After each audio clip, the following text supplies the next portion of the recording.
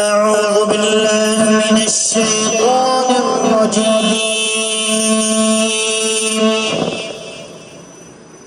بسم الله الرحمن الرحيم.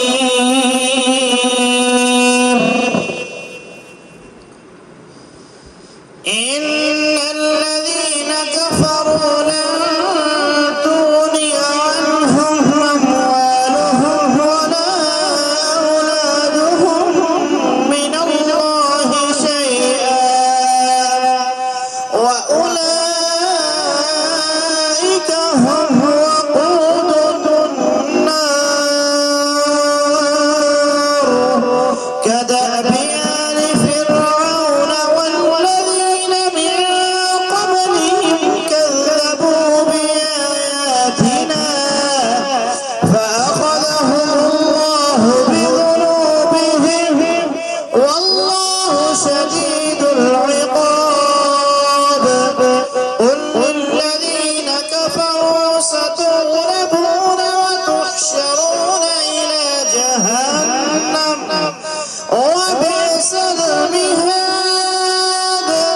قد كان لكم آية في فئتين التقتا فئة تقاتل في سبيل الله وأخرى كافرة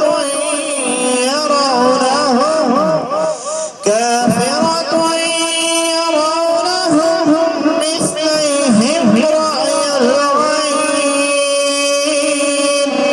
والله يؤيد بنصره من يشاء. إن في ذلك لعبرة لأولي الأبصار.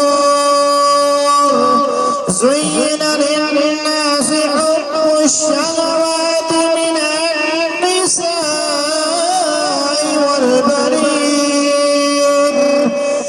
النساء والبنين والقناطير المقنطرة من الذهب والفضة والخيل المسومة والأنعام والحرث. ذلك متاع الحياة الدنيا والله عنده حسن المآب. قل أنبئكم بخير من ذلكم للذين اتقوا عند ربهم